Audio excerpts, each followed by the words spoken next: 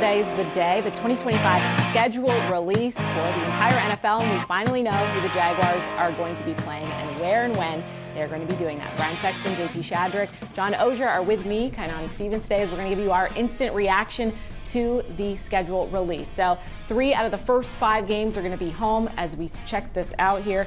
As first off, they're going to kick things off against the Carolina Panthers here at Everbank Stadium before they head out on the road to take on the Bengals and home again against the Texans in week 3 before heading out to San Francisco, the first of many West Coast trips. It's going to be on the 28th of September, and then week 5 will be back. And the first primetime game, the only primetime game of the season, is going to be Monday Night Football. JP, that was probably the most shocking thing I saw on the schedule. What were your thoughts on the first 5? Yeah, another primetime game for the Chiefs. Imagine that. They're on all the primetime slots, it seems like, in the big moments. And here in Jacksonville, too. You know, on that graphic, Kyle, I see are 4 out of those 5 teams were playoff teams a year ago. So a really difficult start, Brian, in the first 5. Yeah, I think the league gave you a game that you should win at home against Carolina on opening day, a game that you could win in week 3 here against the defending AFC South champion Houston Texans, and then a game that's, let's see if you're ready for this one, against the Chiefs on Monday Night Football, John. Yeah, and I think, 5 of the first 7 are home games, meaning that game in Wembley is a home game. So it's there for you, but they're tough opponents. And to me, it's sort of the linchpin game. The 49ers, 6 wins last year, but they feel like a really good team. If they're really good, this is a really tough way to start, and you better get the ones you're supposed to get. On the road as well is going to be a tough matchup. As we check in for weeks 6 to 10, technically 2 home games because they're going to play in London. Only 1 game this year. So week 6 is October 12th. That'll be against the Seahawks here in Jacksonville. And then week 7 is also a home game, but it'll be at Wembley Stadium. 1 game in London this year is going to be against the Rams, which will be an interesting matchup considering the front office and new coaching staff here have some roots in LA. Then about a middle of the season bye week on October 26th. A lot of people prefer that after the London trip. Then heading out west again to Las Vegas to take on the Raiders in week 9, and week 10 is going to be the Texans in Houston. So you get those Texans games out of the way early. Brian, when you're looking at this, where the bye is, where London is, what is your thoughts on these games? Well, you've got a pretty sizable trip to London to the east, and then you come back and you go a couple hours to Vegas in the west. The bye week is the critical one. Listen, the previous regime did not want the bye after the trip to London. They wanted to come back and they wanted to play and push the bye off. They wanted to get used to that.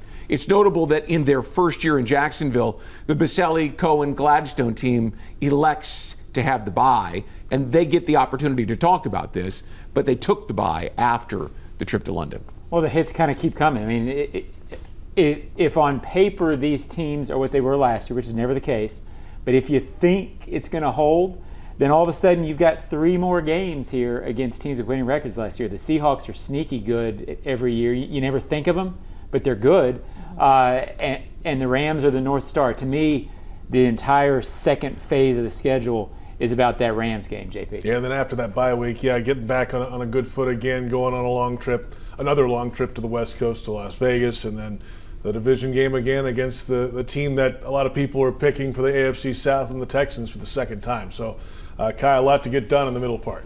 Sure is. The back half seems a little bit easier, but as we mentioned, it's the NFL. There are no easier games. Week 11 is going to be the Chargers back here in Jacksonville on November 16th, and then we check out another West Coast trip to Glendale, going to Phoenix, take on the Cardinals. Then the Titans, the first time we'll face off against them pretty late in the season, November 30th, week 13, and then week 14, another divisional matchup against the Colts. John, a lot of, we'll talk about it in the next part as well, but a lot of these divisional games are in the back half of the season, which gives you an opportunity if you can get through the first half of the season. Yeah, again, if you believe that it translates into this year, this is supposed to be manageable. I mean, you've got the Titans and the Colts. You're getting into 4 AFC South games, I think, in the last 6. If you can stay in it, if you can stay afloat, you can start reeling some teams in, JP, and I think it's what they have to focus on trying to do in the first half of the season. Yeah, you got to be in a spot here where you can make that move. You got to manage that first half of the season and then get to this point, John, like you said, with an opportunity to make a little bit of a run against a Titans team that's rebuilding with the number 1 pick quarterback. The Colts have questions at quarterback going into the season. What's going to happen there, Brian? So this is where you can make some hay. Yeah, I look at that Chargers game as a really important one on the schedule. Whether you see the Jaguars as winning the AFC South this year or competing perhaps for a wild card berth, that Chargers game is going to be a pivotal one because the Chargers are competing for a wild card berth as long as they're in the same division with Patrick Mahomes and the Kansas City Chiefs. So you start looking at who you're competing with. The Bengals game is an important one early in the season. Midway through the season, this one against the Chargers might go a long way towards deciding whether the Jaguars can get into the postseason if they stay close. We wrap it up with some important AFC matchups to mention as well. Week 15 is going to be the Jets coming to Jacksonville. That's at 1 p.m. on December 14th. Then Week 16, 2 games on the road back-to-back. We're heading to Denver late in the season, December 21st. That'll be a 4 p.m. matchup. And then Week 17, December 28th, we'll head off to Indianapolis. And then finishing things out with the Titans. That'll be determined what day it is based off playoffs and whatnot. Go into that. JP, we talked about those AFC matchups late. That can help you if you're in a good spot. But what's your thoughts on the last 4 and then the schedule as a whole? Yeah, what's up with the Jets? We'll find out that time of year. You just never know with a lot of teams what's going on in their locker room. And then at Denver, what's the weather doing? What is their football team doing? How do they stand in the AFC West at that point? They had, they opened some eyes, I think, last year and maybe could take a step moving ahead. And always at Indy is a tough football game, and then back here at home against Tennessee. So finishing up with a couple division rivals, that's the way you really draw it up, Brian. You close November with the Titans and open December with the Colts, and then you close December with the Colts and open January with the Titans, and you hope that you put yourself in a position to open and extend January. It's notable, JP and John, in the first 10 weeks you play 2 division games, the Texans twice, and in the final 7 you play 4, the Colts and the Titans twice each. That's the meat of the schedule right there. Yeah, it's this is the 3rd time in 4 years that they'll have closed with Tennessee. The first 2 decided the division in a sense. Yeah, the Jaguars had a chance in both of those games to get to the playoffs. They got there once, didn't. Let's hope that that's a situation this year, and it's a home game. Denver is a tough game. You feel like they're going to be competitive throughout. Look, good teams find any schedule very manageable. Bad teams, every schedule is hard. So if you're good, and I think this team's going to be better, this is a manageable schedule. I think you have to stay afloat through the first half of the season, Kai.